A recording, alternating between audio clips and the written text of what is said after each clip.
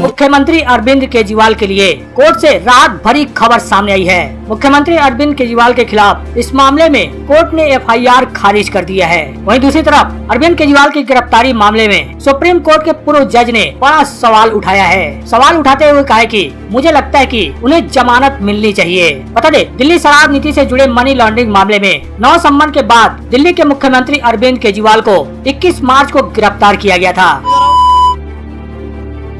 जिसके बाद उन्हें 15 अप्रैल तक के लिए न्यायिक हिरासत यानी तिहाड़ जेल भेजा गया है। मुख्यमंत्री केजरीवाल की तरफ से दिल्ली हाई कोर्ट में अपनी जमानत को लेकर भी याचिका दायर की गई है, जिस पर 2 बार दिल्ली हाई कोर्ट में सुनवाई हो चुकी है। दिल्ली हाई कोर्ट ने मुख्यमंत्री अरविंद केजरीवाल की जमानत याचिका पर सुनवाई करते हुए फैसला सुरक्षित भी रख लिया है। अब दिल्ली हाई कोर्ट जमानत पर अपना फैसला क्या सुनाता है? क्या मुख्यमंत्री अरविंद केजरीवाल को राहत मिलती है या फिर नहीं मिलती है, यह तो कोर्ट का फैसला आने के बाद ही पता लग पाएगा। लेकिन वहीं दूसरी तरफ अरविंद केजरीवाल को गोवा कोर्ट से बड़ी राहत मिल गई है। गोवा कोर्ट ने अरविंद केजरीवाल के खिलाफ एक मामले में एफआईआर रद्द कर दी है। बता दें, मामला गोवा विधानसभा चुनाव 2017 से जुड़ा हुआ है। चुनाव प्रचार के दौरान अरविंद केजरीवाल ने एक बयान दिया था, जिससे लोग भड़क गए थे। उनके खिलाफ गोवा पुलिस स्टेशन में एक एफआईआर दर्ज कराई गई थी। अब 7 साल बाद उस केस में फैसला आया है और तिहाड़ जेल में बंद आपके अध्यक्ष एवं मुख्यमंत्री केजरीवाल को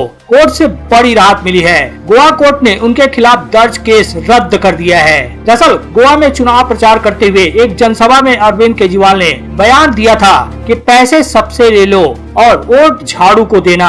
इस बयान की उस समय विरोधियों ने काफी आलोचना की थी, जिसके बाद गोवा पुलिस स्टेशन में अरविंद केजरीवाल के खिलाफ लिखित शिकायत दर्ज कराई गई थी। पुलिस ने वीडियो के आधार पर केजरीवाल के खिलाफ एफआईआर दर्ज कर ली थी, लेकिन आखिरकार अब अरविंद केजरीवाल को कोर्ट से राहत मिल गई है। गोवा कोर्ट ने उनके खिलाफ दर्ज कराई गई एफआईआर को खारिज कर दिया है, जिससे तिहाड़ में बंद अरविंद केजरीवाल को एक बड़ी राहत मिली है। लेकिन वहीं शराब घोटाले मामले में ईडी द्वारा गिरफ्तारी के बाद उन्हें कोर्ट से कोई राहत नहीं मिल रही है। कोर्ट ने उन्हें 15 अप्रैल तक के लिए न्यायिक हिरासत में तिहाड़ जेल भेज दिया।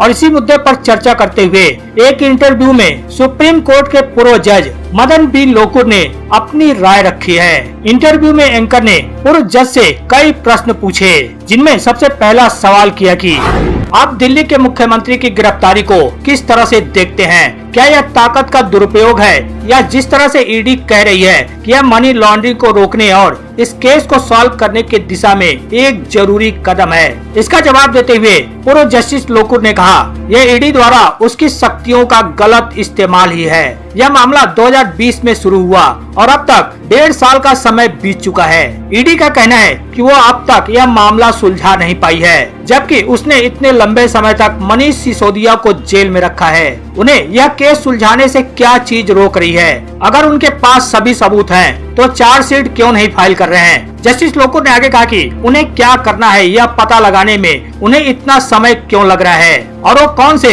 मटेरियल हैं जिसके आधार पर वह इस निष्कर्ष पर पहुंचे हैं कि अरविंद केजरीवाल को गिरफ्तार किया जाना चाहिए। दिल्ली शराब नीति से जुड़े मनी लॉन्ड्रिंग मामले में आप नेताओं को जमानत न मिलने के सवाल पर जस्टिस लोकुर ने कहा कि मुझे लगता है कि आरोपियों को जमानत मिलनी चाहिए, उन्हें जेल में क्यों रखा गया है, यह पहला सवाल है। पूर्व जस्टिस लोकुर ने आगे कहा कि उदाहरण के लिए क्या ऐसा कोई सबूत है जिससे मनीष सिसोदिया छेड़छाड़ कर सकते हैं या वो गवाहों को प्रभावित कर सकते हैं? अगर उन्हें ऐसा करना होता तो पहले ही कर लेते। ऐसे में ऐसा क्या है जो ईडी को इन सभी को गिरफ्तार करने पर मजबूर कर रहा है और अदालतों को भी ऐसा क्या मजबूर कर रहा है जो कह रहे हैं कि इन लोगों को सलाखों के पीछे होना चाहिए? पूर्व जस्टिस लोकुर ने आगे कहा कि ईडी का कहना है कि अरविंद केजरीवाल सहयोग नहीं कर रहे हैं, तो आप क्या चाहते हैं? यह किसी भी आरोपी का संवैधानिक अधिकार है कि वो चुप रहे। अगर आप किसी को गिरफ्तार करते हैं तो आप उससे यह उम्मीद नहीं कर सकते कि वो सब कुछ कबूल कर ले। एंकर ने आगे सवाल करते हुए पूछा, क्या पीएमएलए समस्या है या ईडी या कोई और ईडी का हथियार की तरह इस्तेमाल कर रहा है? यह समस्या है। इसका जवाब देते हुए पूर्व जस्टिस लोकुर ने कहा कि दोनों ही समस्या है। यह जरूरी नहीं कि आप आरोपी को गिरफ्तार करें और अगर आपने किसी को गिरफ्तार किया है तो कानून के तहत उसे अपनी बेगुनाही साबित करने का अधिकार है। सामान्य तौर पर कोई तब तक बेगुनाह है जब तक कि वह दोषी साबित नहीं हो जाता। पूर्व जस्टिस का कहना है कि लेकिन यहाँ यह पलट दिया गया है। दूसरी बात यह है कि आपने उन्हें गिरफ्तार सिर्फ इसलिए किया है क्योंकि आपके पास ऐसा करने का अधिकार है। इस पर एंकर ने सवाल उठाते हुए कहा कि क्या यह सच नहीं है? सुप्रीम कोर्ट ने ही पीएमएलए के तहत यह अधिकार दिया है कि कुछ लोगों को सिर्फ संदेह के आधार पर गिरफ्तार किया जा सकता है। इस पर पूर्व जज ने जवाब देते हुए कहा कि सिर्फ संदेह काफी नहीं है, लॉ के अनुसार अधिकारी के पास कोई ठोस कारण होना चाहिए, यह मानने के लिए शख्स आरोपी है और वह कारण न्यायोचित होना चाहिए। उनका कहना है कि तो सिर्फ संदेह ही गिरफ्तारी के लिए काफी नहीं है, इसके पीछे कानूनी कारण होने चाहिए।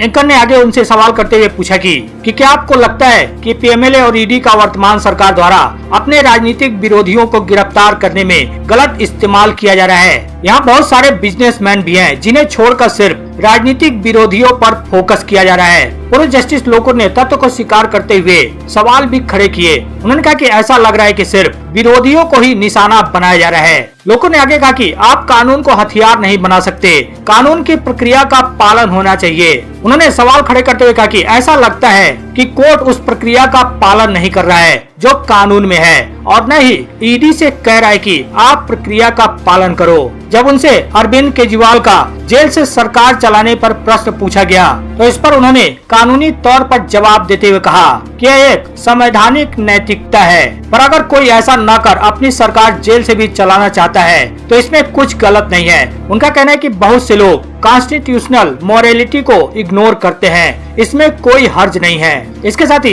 एंकर ने अगला सवाल करते हुए पूछा कि आप जजों के पैनल में होते तो मौजूदा तथ्यों के आधार पर अरविंद केजरीवाल को बेल देते?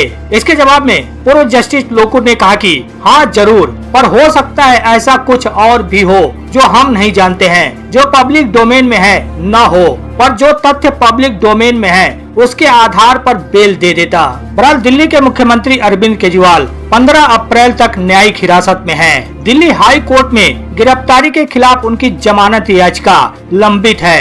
दिल्ली हाई कोर्ट ने सुनवाई करते हुए अरविंद केजरीवाल की जमानत याचिका पर फैसला सुरक्षित रखा है। केजरीवाल ने कहा कि एक्साइज पॉलिसी केस में ईडी ने उन्हें अवैध तरीके से गिरफ्तार किया है। अब केजरीवाल की जमानत याचिका पर दिल्ली हाई कोर्ट क्या फैसला सुनाता है? क्या उन्हें दिल्ली हाई कोर्ट से राहत मिलती है या फिर उन्हें जेल में ही रहना पड़ेगा? यह तो हाई कोर्ट का फैसला आने के बाद ही पता लग पाएगा।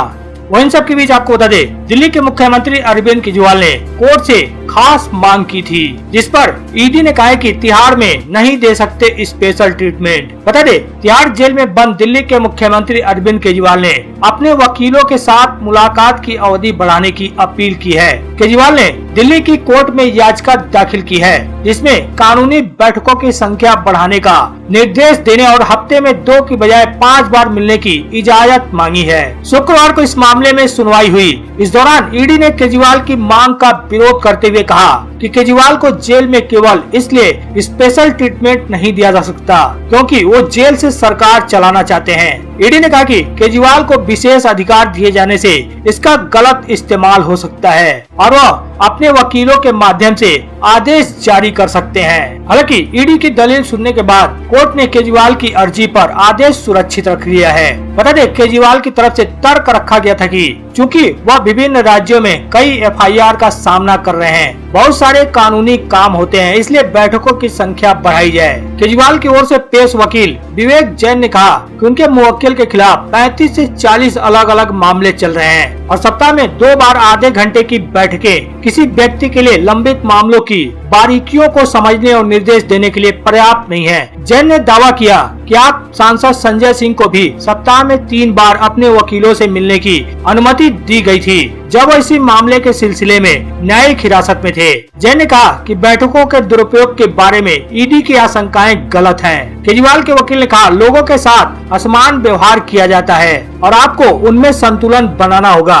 यहाँ एक व्यक्ति है जिसके खिलाफ 30 मामले चल रहे हैं। क्या मेरी तुलना किसी ऐसे व्यक्ति से की जा सकती है जिसके खिलाफ 1 मामला हो? राउज एवेन्यू कोर्ट स्थिति विशेष न्यायाधीश कावेरी बाबैया ने दलीलों पर गौर करते हुए मामले में आदेश पारित करने की तारीख 9 अप्रैल तय की है। ईडी के वकील जोहेब हुसैन ने कहा है कि आवेदक सप्ताह में 5 बार कानूनी बैठक की मांग कर रहे हैं, जो स्पष्ट रूप से जेल मैनुअल के खिलाफ है।